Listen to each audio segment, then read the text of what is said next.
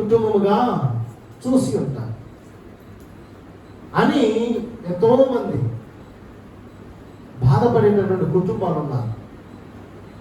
నేనన్నా నా కుటుంబం అన్నా ఈ ప్రాంతంలో విలువే లేదు. నేనన్నా నా కుటుంబం అన్నా నా బిడ్డలన్నా మా బంధువులకి అసలు లెక్కే లేదు. నీ బంధువులు, నీ స్నేహితులు, నీ రక్త సంబంధికులు వాళ్ళందరూ కూడా నిన్ను లక్ష్య పెట్టకుండా నీ గురించి ఎన్నెన్నో మాటలు మాట్లాడుతూ ఉంటే అవన్నీ కూడా నీ చెవులో పడి నీ హృదయానికి గాయమై ఎవరికి చెప్పుకోవాలో తెలియక నీ వారే నిన్ను గురించి ఇలా మాట్లాడుతూ ఉంటే లోపల ఒకవేళ కుమిలిపోతూ నువ్వు మందిరం అడుగుపెట్టి ఉన్నావేమో. అలాంటి వారి గాయాన్ని దేవుడు ఈరోజు కనుకనంటూ ఉన్నాడు. ఎందుకంటే ఈరోజు ఆయన మందిరంలో కూర్చొని ఉన్నటువంటి నీవు ఏ గాయములో ఉన్నా, నీ బ్రతుకులు అది ఎలాంటి గాయంగా ఉన్నా, లేదు నువ్వు జీవిస్తున్నటువంటి జీవితాన్ని ఈ లోకము అనేక గాయాల ద్వారా నేను గుర్చుతూ ఉన్నా, అలాంటి గాయాలన్నీ కూడా యేసు నామములో ఆయన తీసివేస్తానని ఈరోజు మీకు అందరికి కూడా ఆయన సెలవిస్తూ ఉన్నాడు. హల్లెలూయా. ఎందుకు అంటే ఆయన యొక్క ప్రేమ అందరూ కూడా సంతోషంగా బ్రతకాలి అనేది దేవుడి యొక్క చిత్తమైంది. కొన్నిసార్లు మనం అనుకుంటూ ఉంటాం, నేను మందిరానికి వెళుతూ ఉన్నాను, మందిరానికి వెళ్ళనటువంటి వారు సంతోషంగా బ్రతుకుతూ ఉన్నారు, ప్రార్థన చేయనటువంటి వారు సంతోషంగా బ్రతుకుతూ ఉన్నారు. దేవుడంటే అసలు గౌరవం లేని వాళ్ళు, భక్తి లేని వాళ్ళు, భయం లేని వాళ్ళు ఆశీర్వాదంగా ఉంటూ ఉన్నారు. కానీ నేను ఎంతో భయభక్తులు కలిగి ఉన్నాను, కానీ నేను ఎంతో నీతిమంతురాలుగా ఉన్నాను, కానీ నా బ్రతికెందుకు ఇలా ఉంది అని కొన్నిసార్లు మనం బాధపడుతూ ఉంటాం. అయ్యా నేను ప్రార్థన చేస్తూ ఉన్నాను కదా, నేను ఉపవాసం ఉండి ప్రార్థన చేస్తూ ఉన్నాను కదా, కానీ నాకు మాత్రం ఎందుకు ఈ అవమానాలు వస్తూ ఉన్నాయి, ప్రార్థన చేయని కుటుంబాలన్నీ కూడా బాగుంటున్నాయి అని మనం కొన్నిసార్లు అనుకుని ఉంటాం. కానీ బైబిల్లో ఒక నీతిమంతుడు ఉన్నాడు. ఎవరైనా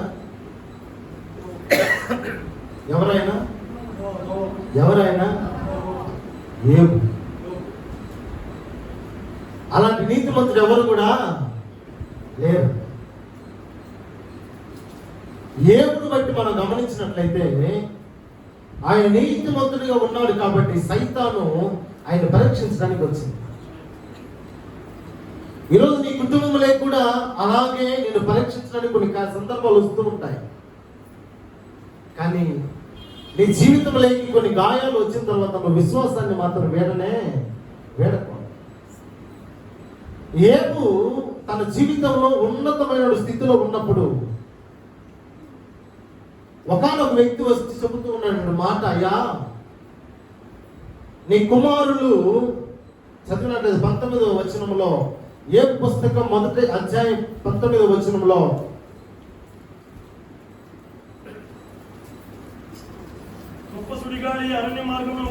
గొప్ప సుడిగాలి అరణ్య మార్గముగా వచ్చి ఆ ఇంటి 4 మూలలను కొట్టగా అది యవనుల మీద పడి పడినందున వారు చనిపోయింది. ఎవరి మీద పడిందంట? ఎవరి మీద? బాగా గమనించాలి. ఎవరి మీద పడింది? యవనుల మీద పడింది. బాల్య దశలో నీ బిడ్డలు బాగుంటున్నారు, నీ బిడ్డలు చనిపోయే వయసు ఏ వయసు? ప్రతి కుటుంబంలో గాయములు వస్తున్నాయంటే కారణం నీ బిడ్డలు యవన ప్రాయంలోకి వచ్చిన తర్వాత అనేక మంది కుటుంబాలలో గాయములు వస్తూ ఉన్నాయి. నీ బిడ్డలు యవన ప్రాయంలోకి వచ్చిన తర్వాత అనేక అవమానాలు ఇంటిలోకి వస్తూ ఉన్నాయి. నీ బిడ్డలు యవన ప్రాయంలోకి వచ్చిన తర్వాతనే నీలో కృంగుదలను తీసుకొస్తా ఉన్నాయి. అందుకే అక్కడ చాలా క్లియర్గా రాశారు, యవ్వనుల మీద పడినందున వారు చనిపోయేది. బాల్య దశలో మన బిడ్డలు ఎలాగుంటారంటే, మనకంటే మన బిడ్డల్ని మనం ముందుగా సిద్ధపరుస్తాం. మీరు ముందుగా చర్చికి వెళ్ళాలి, మీరేం చేయాలి? రెడీ అయిపోండి. వాళ్ళు ముందుగా రెడీ అయిపోయి మమ్మీ ఇంకా రెడీ అవ్వలేదా, మమ్మీ ఇంకా రెడీ అవ్వలేదా, మమ్మీ ఇంకా రెడీ అవ్వలేదా అని వాకిట్లేకి రూమ్లోకి, వాకిట్లేకి ఇంట్లోకి, వాకిట్లేకి బెడ్రూమ్, అవునా కదా తిరుగుతూ ఉంటారు. అదే వాడికి యవ్వన ప్రాయం వచ్చేసరికి ఆరాధనకి వెళ్ళాలి, లేదు మమ్మీ ఈరోజు నాకు మా ఫ్రెండ్స్ వస్తున్నారు, లేదు. అంటే వయసు పెరిగే కొద్ది వాడిలో ఎంతైతే ఆతృత ఉందో ఆతృత అంతా కూడా ఏమైపోతా ఉంది, తగ్గిపోతా ఉంది. యవ్వన దశ అనేది ప్రతి ఒక్కరి జీవితంలో చాలా ప్రాముఖ్యమైనది. ఈరోజు ఒక మనిషి పడిపోతూ ఉన్నాడంటే ఆ దశ ఏదైనా ఉంది అంటే అది ఏం దశ? యవ్వన దశ. అందుకని ప్రియమైనటువంటి దేవుని బిడ్డలారా, నీ కుటుంబము తృణీకరించబడేటటువంటి పరిస్థితులు కూడా నీ కన్న బిడ్డలు యవ్వన ప్రాయంలోకి వచ్చిన తర్వాత నీ కుటుంబంలో కూడా సమస్యలు, గాయాలు, ఎదురు దెబ్బలు, అవమానాలు, తృణీకరించబడటం అన్నీ వస్తూ ఉంటాయి. బాగా బతికిన కుటుంబం అమ్మ, ఆ పిల్లలు పుట్టి పెద్ద అయిన తర్వాత ఆ ఇంటికి ఏం తెచ్చారంట? మచ్చ తెచ్చారంట. అసలు ఆ ఇంటిలో వారిద్దరూ చాలా మంచివారు, ఎప్పుడు కనపడరు. వాళ్ళ పనేంటో వాళ్ళేంటోనమ్మా. ఆ బిడ్డలు పుట్టి పెద్దోళ్ళయి ఆ ఇంటికి ఏం తెచ్చారంట? అవమానాలు తెచ్చారు. ఒక క్రైస్తవుని కుటుంబముగా, ఒక క్రైస్తవ విశ్వాసిగా నువ్వు నీ భార్య లేదా నువ్వు నీ భర్త ఎలా ఉండాలని ప్రతి దాంట్లో మీరు ఆలోచన చేస్తూ ఉన్నారో నీ బిడ్డలు కూడా అలాగే ఉండాలని ఆలోచన చేయాలి. హల్లెలూయా. కానీ ఈరోజు ఎవరు అలా ఆలోచించేవాళ్ళు లేదు. నీ బిడ్డ హెయిర్ స్టైల్ డిఫరెంట్, నీ బిడ్డ వేసే డ్రెస్ డిఫరెంట్, నీ బిడ్డ వేసే షూ డిఫరెంట్, నీ బిడ్డ ప్రవర్తించే ప్రవర్తన డిఫరెంట్, నీ బిడ్డ తినే ఆహారం కూడా డిఫరెంట్. నువ్వు మాత్రం అలాగే ఉన్నావు, నువ్వు మాత్రం అలాగే ఉన్నావు. కానీ నువ్వుగా నా బిడ్డ ఇలా ఉంటాడు బాగుంటుంది అని చెప్పి నువ్వుగా నీ బిడ్డకి ఏది సెలక్షన్ చేసి ఇచ్చే స్థితిలో ఈరోజు తల్లిదండ్రులు లేరు. ఈరోజు ఎందుకు నీ కుటుంబానికి గాయాలు వస్తూ ఉన్నాయి, నీ కుటుంబానికి అవమానాలు వస్తూ ఉన్నాయంటే నీ బిడ్డ అలా ఎదిగిన వెంటనే నీ ఆలోచన ప్రకారం నీ బిడ్డను పెంచడం లేదు, నీ బిడ్డ ఆలోచన ప్రకారం నువ్వు నడుచుకుంటూ ఉన్నావు. అవునా కాదా? ఎంతమంది తల్లిదండ్రులు కావు అనేవాళ్ళు ఉన్నారు. నువ్వు వాడేది 1000 రూపాయల ఫోన్, నీ బిడ్డ పని పాటకు పోడు, కానీ నీ బిడ్డ 1,00,000 రూపాయల ఫోన్ పెట్టుకోవడం. అంటే మీరు గమనించండి, చాలా కుటుంబాల్లో క్రమశిక్షణగా నా బిడ్డను పెంచాలనుకున్నారు. ప్రతి కుటుంబం ఏం చేస్తుందంటే బిడ్డ అడిగిన వెంటనే ఏ వస్తువు తీసేవరు. లేదు, సమయం ఉంది, ఆ సమయం వచ్చినప్పుడు తీసిస్తాం. రైట్, నీకు ఎప్పుడు ఏమి కావాలో, నీకు ఎప్పుడు ఏం కావాలో. వీడేం చేస్తాడంటే వీధిలో పిల్లలందరూ కూడా తిరిగి ఆ వీధిలో ఉన్న ఏం చేసి వీడు చేయాలంటాడు. కానీ క్రమశిక్షణ కలిగిన తల్లిదండ్రులు మాత్రం 4 దెబ్బలు కొట్టైనా సరే క్రమశిక్షణలో పెట్టుకుంటారు. కానీ క్రమశిక్షణ లేనటువంటి తల్లిదండ్రులు, నా బిడ్డ సంతోషంగా ఉండాలనుకున్న తల్లిదండ్రులు వాడు అడిగిన ఏమి చేస్తూ ఉంటారు. లాస్ట్కి వాళ్ళు సంతోషం చూడాలనుకొని ఆ వాడి సంతోషం కోసం వీళ్ళు ఏమైపోతారంటే దుఃఖములోకి వెళ్ళిపోతా ఉన్నారు. ఏం గారి జీవితంలో కూడా అదే జరిగింది. ఎప్పుడయ్యా చనిపోయారు బిడ్డలంటే యవ్వన ప్రాయంలోకి వచ్చినాక చనిపోయారు. ప్రియమైనటువంటి దేవుని బిడ్డ, మనం తృణీకరించబడకుండా ఉండాలి అంటే, మనం త్రోసివేయబడకుండా ఉండాలి అంటే, మనం ఒకరిని చూసి మనం తల వంచుకొని పోకుండా ఉండాలి అంటే మన బిడ్డలు యవ్వన ప్రాయంలో మనం వారిని ఏం చేయాలి? దేవుని కాడి పోయినట్లుగా వారిని మనం నడిపించాలి. హల్లెలూయా, హల్లెలూయా, హల్లెలూయా. యోబు పుస్తకం 34వ అధ్యాయం 5-6 వచనాలు మనం చూస్తాం. యోబు పుస్తకం 34వ అధ్యాయం 5-6 వచనం. నేను నీతిమంతుడను, దేవుడు నా పట్ల న్యాయము తప్పెను, న్యాయవంతుడని యుండియు నేను అబద్ధికునిగా ఎంచబడుచు ఉన్నాను. ఎందుకో మరి దేవుడు అంత నీతిమంతుడిగా ఉన్నటువంటి వాడు, అంతగా న్యాయవంతుడిగా ఉన్నటువంటి వాడు, అబద్ధం ఆడినటువంటి వాడిని దేవుడు ఏం చేశాడంట? చిన్న చూపు చూశాడు. యోబు దగ్గరికి వెళ్ళి, ఎందుకయ్యా దేవుడిని నువ్వు అంత మాట అంటున్నావంటే, నేను దేవుడిని ఎరిగిన ఆనాటి నుండి, ఏనాటి నుండి? నేను దేవుడిని ఎరిగిన ఆనాటి నుండి నేటి వరకు ఏనాడు కూడా నా దేవుని మీద నేను తిరుగుబాటు చేయనే లేదయ్యా. ఏబు గారి నోటిలో చూస్తున్న మాట హృదయం నుంచి. నేను దేవుని ఎరిగిన నాటి నుండి నా హృదయ తలంపుల్లో కూడా ఏ రోజు కూడా నా దేవునికి నేను ఎదురు మాట మాట్లాడాను. నా నోటి మాట కంటే, నా హృదయ ఆలోచనల కంటే నేను దేవుని మాట ప్రకారమే నేను ఎక్కువగా జీవించానయ్యా. నాకు తెలుసు నేను ఎంత నీతిగా బ్రతికాను, నాకు తెలుసు నేను ఎంత న్యాయముగా బ్రతికాను. కానీ దేవుడు ఎందుకో నా జీవితంలో న్యాయము తప్పాడు. నీతి లేని వాడు క్షేమంగా ఉన్నాడు, అబద్ధమాడేవాడు క్షేమంగా ఉన్నాడు. కానీ ఎందుకో దేవుడు నా విషయంలో న్యాయము తప్పాడయ్యా. 24 గంటలు దేవుడు దేవుడు దేవుడు దేవుడు అని పరుగులు తీస్తున్న నా జీవితంలో ఎందుకో ఇలాంటి లోతైన గాయాలు కలిగాయి. ఎందుకయ్యా ఈ లోతైన గాయాలు కలిగాయి అంటే,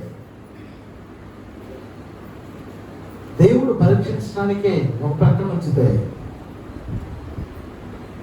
ఎవరి మనసు ఎలాంటిదని అక్కడ బయటపడింది. ఏబు గారు ప్రార్థించినప్పుడంతా కూడా తన భార్య కూడా ప్రార్థించింది. కానీ 2వ అధ్యాయంలోకి మనం వచ్చేసరికి 9వ వచనంలో, ఏబు పుస్తకం 2వ అధ్యాయం 9వ వచనంలోకి వచ్చేసరికి అతని భార్య వచ్చి, నీవు ఇంకనూ యథార్థతను వదలక యుద్ధవా, దేవుని దూషించి. ఓ పాస్టర్ గారు అంటాడు, మిన్సారం తొట్ట సావడికు, సాకడికి సావడికు, సంసారం కూడా ఇరుందే ఉయిరెడుకు. మిన్సారం తొట్ట సావడిக்கும், సంసారం కూడా ఇరుందే ఉయిరెడుకు. అది చేస్తుంది ఏం భార్య. ప్రార్థన చెయ్యి, ఇన్ని రోజులు నీతిగా ఉన్నావు కదా అన్నా, ఇంకా కూడా నీవు యథార్థంగా ఉంటావా? నువ్వేం చేయమంటుంది? దేవుణ్ణి దూషించి. ప్రియమైనటువంటి దేవుడు, ఆ విశ్వాసం, ఏపుకున్న విశ్వాసం ఆమెలో కూడా ఉంటే బాగుండేదేమో. కానీ ఆమెలో ఆశీర్వాదం ఏమి. కానీ ఏపు మాట్లాడిన ప్రతిసారి కూడా 33వ అధ్యాయం 9వ వచనంలో కూడా అంటాడు, నేను నేరము లేని పవిత్రుడనయ్యా, మాలిన్యము లేని పాపరహితుడు ప్రభువా అని ఏపు ఆయన అంగలారుస్తూ ఉన్నాడు. నేను పక్షపాతిగా ఉన్నటువంటి వాడిని కాదయ్యా. 32వ అధ్యాయం 21-22 అంటాడు, అయ్యా మీరు దయచేసి వినుడి, నేను ఎవరి ఎడల పక్షపాతిని కాదయ్యా, నేను ఎవరికి ముఖస్తుతి కై బిరుదులు పెట్టదయ్యా. దాని అర్థం ఏంటి? దాని అర్థం ఏంటి? దాని అర్థం ఏంటి? నేను ఎవరి ఎడల పక్షపాతిని. నెంబర్ 1, పక్షపాతి అనగా 9 మాసాలు నిన్ను మోసి బ్రతకదా చనిపోతుందా తెలియక నిన్ను ఈ భూమిలోకి తీసుకొచ్చిన తల్లిని మనం మర్చిపోతాం. ఎప్పుడమ్మా? వివాహమైన నిన్నగాక మొన్న ఒక చూశాను నేను. డాక్టర్ గారు చెప్పారంట, తల్లైనా బ్రతుకుతుంది, బిడ్డైనా బ్రతుకుతుంది, ఏ ఇద్దరిలో ఒక్కరు మాత్రం బ్రతుకుతారు. తెలియదు, కానీ బిడ్డ ప్రసవించిన తర్వాత తల్లి బ్రతికే ఉంది. కానీ డాక్టర్ పిల్లలు చచ్చిపోతారు. ఆ బిడ్డను తీసుకెళ్ళి ఆ తల్లి గారు చూస్తే ముద్దులాడింది, ముద్దులాడితే అలాగే చనిపోయింది. ముద్దులాడితో చనిపోయింది తల్లి 2 రోజుల క్రితం. కానీ ఆ తల్లి ఆ బిడ్డ కోసం తన ప్రాణాన్ని ఇవ్వటానికి సంతోషించింది. అదే ఆ బిడ్డ లేకుండా తల్లి ఉంటే చాలా అంగలాచి చెప్తారు. కానీ ఈ రోజుల్లో వివాహమైన వెంటనే భార్య వైపుకి వెళ్ళిపోయి తల్లి మీద పక్షపాతం చూపించేటటువంటి కుమారులు చాలా మంది ఉన్నారు ఈ రోజు. పెళ్ళైన వెంటనే తల్లిదండ్రులు ఎక్కడ పంపిస్తారంటే హాస్టల్కి పంపించేసే వాళ్ళు ఉన్నారు. ఏమండి, నేను నిన్ను చేసుకున్నానా లేకపోతే మీ అమ్మని చేసుకున్నానా? ఇంటిలో ఊరక కొడగతా ఉంది, అరస్తా ఉంది అని భార్య చెప్తదో లేదో, నువ్వు సైలెంట్గా నేను మాట్లాడుకుంటా మా అమ్మతో. వెంటనే తల్లి దగ్గరికి వెళ్ళి ఏం మాట్లాడు తెలుసా?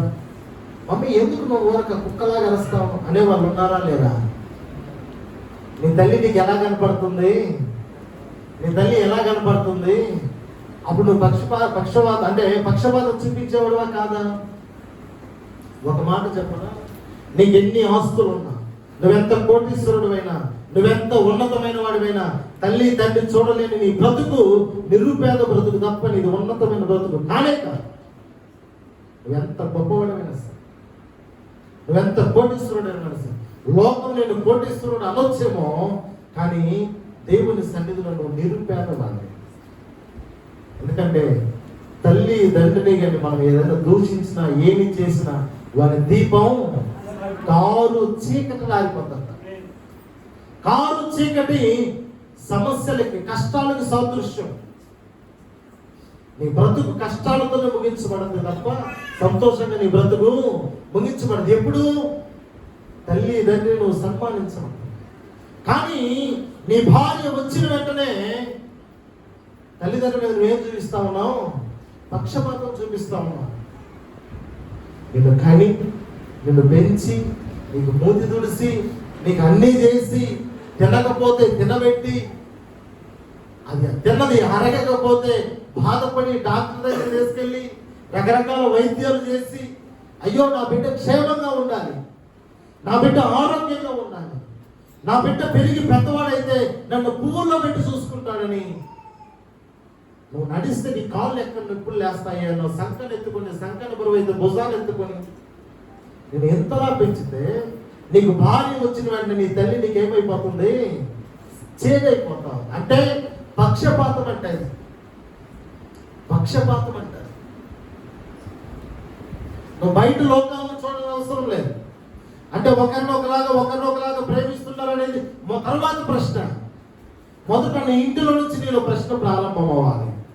నువ్వు ప్రార్థన చేస్తా ఉన్నావు, పాట పాడుతూ ఉన్నావు, ఆరాధన చేస్తా ఉన్నావు, వాక్యాన్ని బోధిస్తూ ఉన్నావు, వాక్యాన్ని చదివిస్తూ ఉన్నావు, చదువుతున్నావు, ఇన్ని చేస్తా ఉన్నావు. కానీ నీలో ఏముంది? పక్షపాతం ఉంది. ఏంటి పక్షపాతం అంటే, నిన్ను కన్న నీ తల్లికే నీకు భోజనం పెట్టడానికి దిక్కులేదు. నువ్వెంత కోటీశ్వరుడివి, నువ్వెంత ఆస్తిపరుడివి, నువ్వెంత కోటీశ్వరుడైనా తల్లికి అన్నం పెట్టలేక నువ్వు హాస్టల్లో చేర్చావు, తల్లికి అన్నం పెట్టలేక ఇంకొక ఇంట్లో వదిలిపెట్టావు. కాబట్టి నువ్వు మాత్రం దేవుడి దృష్టిలో నువ్వు ఎవరు అంట? పక్షపాతివే. రెండోది అంటూ ఉన్నాడు, నేను ఎవ్వరికి ముఖస్థుతికై నేను బిరుదులు పెట్టయ్యా. ఆయన చూసిన వెంటనే ఆయనకు ఒక బిరుదు, బ్రదర్ మీరు చాలా మంచివారు బ్రదర్. ఆయన చూసిన బ్రదర్ మీరు చాలా మంచివారు బ్రదర్, మంచి మనసు బ్రదర్. బయటికి పోయింది, పక్కకి పోయి చాలా మాటలు మాట్లాడి, పక్కకి పోయింది ఆయనంట, ఈయనంట, అదంట, ఇదంట. క్రైస్తవులలో ఎక్కువయ్యారు అలాంటి. క్రైస్తవులలో ఎక్కువ అంటే ముఖస్థుతికై ఎదురు పడినప్పుడు ఒకలా మాట్లాడటం, ఆ వ్యక్తి లేనప్పుడు మరొక. అందుకంటాడు, అయ్యా నేను అలాంటి పని కూడా చేయలేదయ్యా, ముఖస్థుతి చేయటం నాకు చేత కాదు, స్ట్రైట్ ఫార్వర్డ్ నేను ఏదున్నా అంటే అడిగేస్తా, లేదంటే మౌనంగా ఉంటానయ్యా అంటూ ఉన్నాను. ఏమి నేను పక్షపాతిని కాదు. నా తల్లిని ఒకలాగా, నా భార్యని ఒకలాగా, నా కూతురుని ఒకలాగా, నా కోడలను ఒకలాగా, నా అల్లుని ఒకలాగా, నా కుమారుని ఒకలాగా నేను అలా చూసేవాడిని కాదు. నేను పక్షపాతిని కాదు. రెండవది, ముఖస్థుతికై బిరుదులు పెట్టేవాడిని కాదు. అలాంటి పని నాకు చేత కాదు. ఎందుకంటే అట్లు చేసిన నన్ను సృజించిన వారు నన్ను శీఘ్రముగా నిర్మూలము చేయను. ఒకవేళ నా అలాంటివన్నీ అయితే నన్ను సృజించిన నా దేవుడు ఏం చేస్తాడంట? ఈ భూమిలో లేకుండా చేస్తాడు. లేకుండా చేశాడా?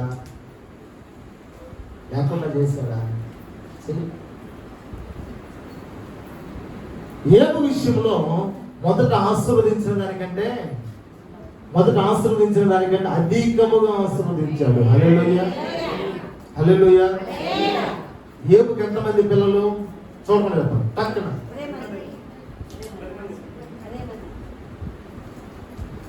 20 మంది చచ్చిపోయినప్పుడు బతికిన చెప్తారు. ఆడపిల్లలు ఎంతమంది, మగ పిల్లలు ఎంతమంది? 7 మంది కుమారులు.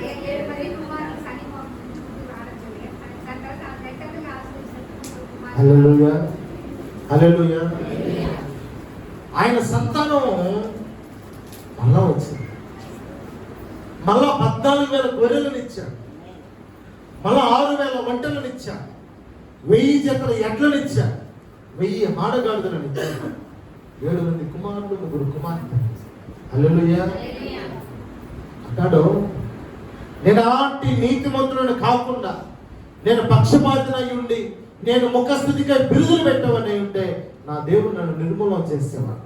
కానీ నేను వాటిని చేయలేదు. కాబట్టి నాకు దేవుడు ఏం చేశాడంటే మళ్ళా మొదట ఆశీర్వదించిన దానికంటే అధికముగా ఆశీర్వదించమని. మన జీవితంలో ఒకసారి గాయములు రావడం సహజం, ఒకసారి కష్టాలు రావడం సహజం, ఒకసారి అవమానం పడడం సహజం. కానీ ప్రతిసారి అదే జరుగుతూ ఉంటే, ప్రతిసారి అదే కార్యక్రమం జరుగుతూ ఉంటే అది దేవుని యొక్క తప్పు కాదు, అది మన తప్పు అయ్యింది.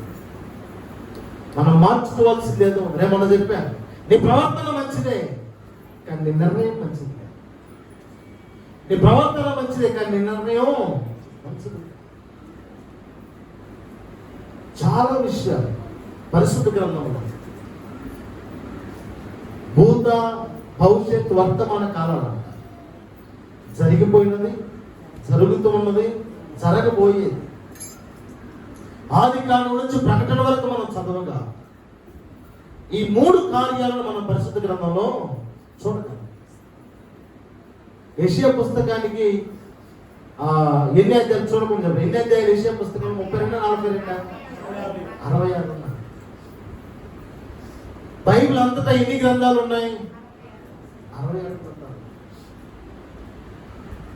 బుక్ ఆఫ్ మినీ బైబిల్ అంటారు యెషయా గ్రంథాలు. ఆది కాలం నుంచి ప్రకటన వరకు ఏవేవైతే ఉన్నాయో, జరిగినవి, జరగబోయేవి, జరుగుతున్నవి, ఆ 3 యెషయా గ్రంథంలో మనకు దొరుకుతాయి. హల్లెలూయా. నేను అందుకే చాలా మంది చెప్తారు బైబిల్ చదవాల్సిన మొదటి యెషయా గ్రంథాన్ని చదువు అన్ని అర్థమవుతాయి. మనము నీతిమంతులుగా ఉన్న మన గాయాలు వస్తాయి, నీతిమంతులుగా ఉన్న అవమానాలు వస్తాయి. అందుకే ఏబు పుస్తకం ఆ మాటను ఒకసారి చూపిస్తాను. ఏబు పుస్తకం 1వ అధ్యాయంలో 2వ వచనం, మొదటి వచనం 2వ అధ్యాయం. దేవదూతలు యెహోవా సన్నిధిని నిలుచుటకై వచ్చిన మరి ఒక దినము తటస్థింపగా వారితో కూడా అపవాది యెహోవా సన్నిధి నిలుచుటకై వచ్చెను. దేవుని దూతలే కదా మందిరానికి ఏమొస్తాయి? మన భాషలో చెప్పాలి, దేవుని దూతలే కాదు దెయ్యాలు కూడా వస్తాయి. హల్లెలూయా. అలాంటి దెయ్యాలు మనలో ఎవరు ఉండకుండా ఉండుదురు గాక. ఆమేన్, ఆమేన్, ఆమేన్ చెప్పడం వల్ల అంతా దెయ్యాలి. ఇంటికిలో చెప్పుకున్న వాళ్ళంతా దెయ్యాలి. అలాంటి దెయ్యాలు మన మందిరంలో ఉండకుండా ఉండును గాక. ఎందుకంటే నేను చాలాసార్లు చెప్పాను, అది సేవకుడిగా కూడా వస్తుంది, మన దగ్గర విశ్వాసిగా కూడా వస్తుంది, ఏ రూపంలోనైనా వస్తుంది అపవాది. కానీ దాన్ని మనం గమనించగలిగాం. ఆ అపవాదే మందిరంలో సెలెక్ట్ చేసుకుంటూ, నేను ఈ కుటుంబాన్ని సెలెక్ట్ చేసుకుంటూ ఉన్నా, ఒకసారి పరీక్షిస్తాను ఈ కుటుంబాన్ని. ఆ అపవాది ఏం చేస్తుందంట? సెలెక్ట్ చేసుకుంటా. ఎందుకని? నువ్వు నీతిమంతులుగా ఉన్నావు. ఈరోజు నీకు కష్టం వచ్చిన వెంటనే నువ్వు దేవుడిని దూషించాల్సిన పని లేదు. నీకు కష్టం వచ్చిన వెంటనే దేవుని మందిరానికి దూరం అవ్వాల్సిన పనిలే. నీకు కష్టం వచ్చిన వెంటనే ప్రార్థన చేయడం మానివేయాల్సిన పనిలే. నేను ఇంకా అది అధికము కావాలి. హల్లెలూయా. నేను ఇంకా అది అధికము కావాలి. ఎప్పుడైతే అధికం అవుతుందో దేవుడు నీ కుటుంబాన్ని ఆశీర్వదిస్తాడు. అది అధికము కావాలి అంటే ఎవరిలో ఉంది? ఎవరిలో ఉంది? ఎవరిలో ఉంది? ఎవరిలో? ఎవరిలో? ఆ కుటుంబంలో ఉన్న యజమానురాల్లో ఉంది. ఏబు ఎక్కడ కూడా తక్కువ. కానీ ఈరోజు ఏబు లాంటి పురుషులు ఎక్కడ లేరు. ఏబు లాంటి పురుషులు ఎక్కడ? 30% ఆయన మాట, 70% ఆయన మాట ఇంట్లో.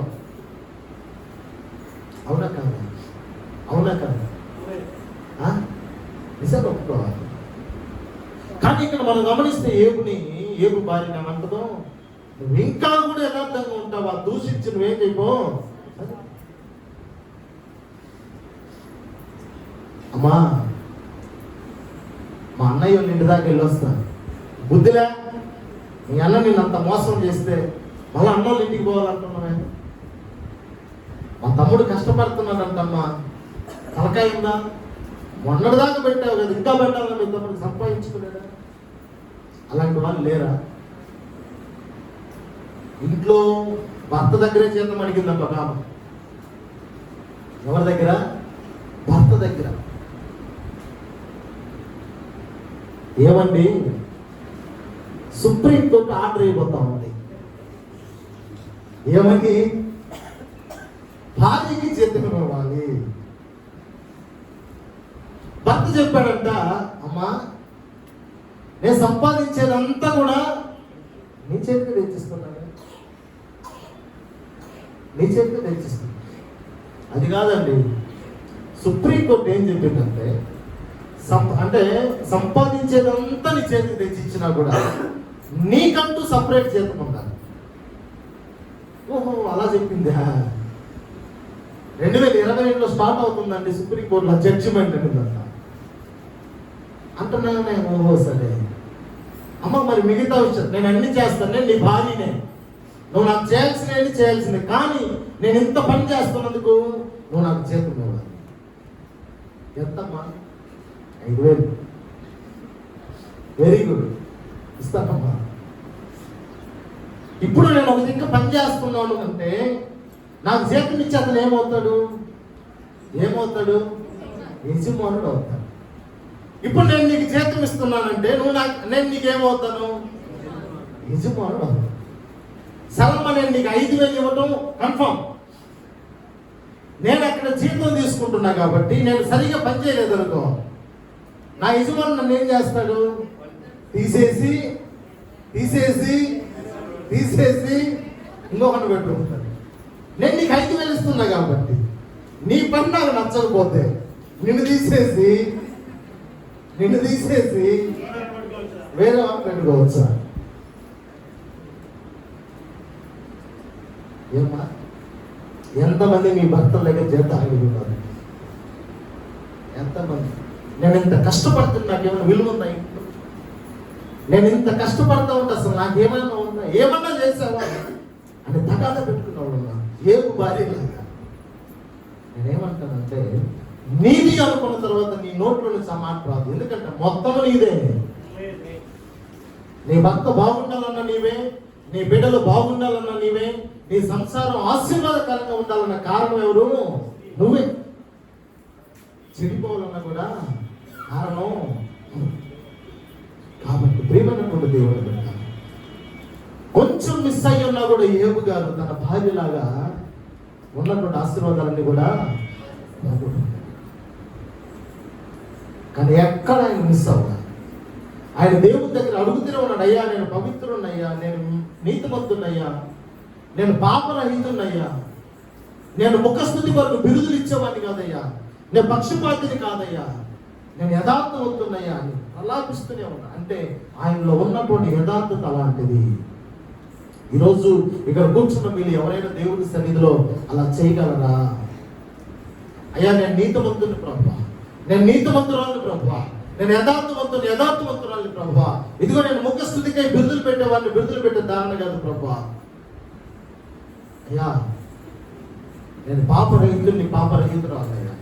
ఏ విషయంలోనైనా సరే, కుటుంబ విషయంలో కానీ, లేదు బయట విషయంలో కానీ, సంసార జీవిత విషయంలో కానీ, పని చేసే విషయంలో కానీ, ఎక్కడైనా సరే ఇదిగో నేను పుట్టినంత మొదలుకొని నా జ్ఞాపకం వచ్చి వివాహం చేసుకున్నంత వరకు నా తల్లిదండ్రుల ఇంట్లోనైనా సరే, నాకు వివాహం అయిన వచ్చిన తర్వాత ఇదిగో నా మెట్టినింట్లోనైనా సరే, ఈ రోజు వరకు నేను ఇలా నీతిమంతురాలుగా ఉన్నానయ్యా అని నువ్వు ప్రార్థన చేయగలిగితే ఏగును ఆశీర్వదించిన దేవుడు నిన్ను కూడా ఆశీర్వదిస్తాడు.